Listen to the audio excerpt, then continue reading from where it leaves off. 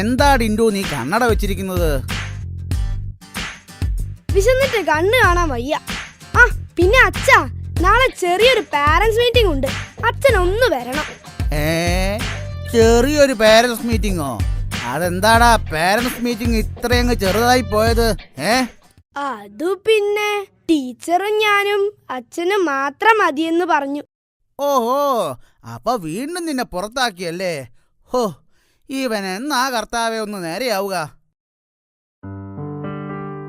അമ്മേ, വിശക്കുന്നു.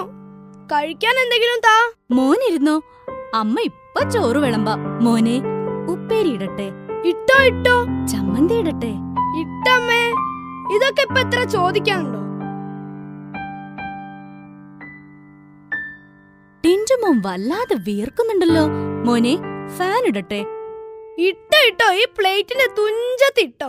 ആ മതി മതി, കളിച്ചിരിക്കാതെ ട്യൂഷന് പോകാൻ നോക്ക്.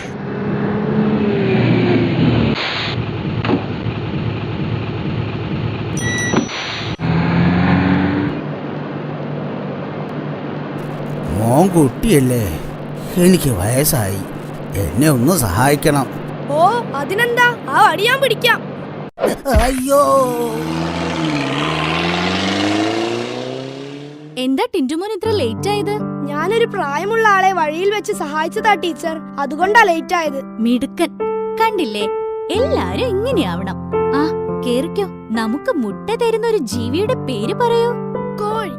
Very good Tintumon. അടുത്ത ചോദ്യം. ഗാന്ധിജിയുടെ കഠിന പ്രയത്നം കൊണ്ട് ഓഗസ്റ്റ് 15-ന് നമുക്ക് എന്ത് കിട്ടി? മുട്ടായി. മുട്ടായിയോ? ആ, എല്ലാ വർഷവും ഓഗസ്റ്റ് 15-ന് സ്കൂളിൽ വന്നാൽ ടീച്ചർ മുട്ടായി തരാറില്ലേ? എന്ത്?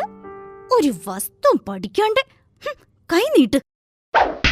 അയ്യോ, ഉഫ്. മുട്ടയിടാത്തതും പ്രസവിക്കാത്തതുമായ ഒരു ജീവിയുടെ പേര് പറയൂ. മുട്ട. അത് പിന്നെ ഞാൻ എന്റെ അമ്മയുടെ അനിയത്തി. കല്യാണം കഴിഞ്ഞിട്ട് 20 വർഷമായി. മുട്ട ഇട്ടിട്ടുമില്ല, പ്രസവിച്ചിട്ടുമില്ല.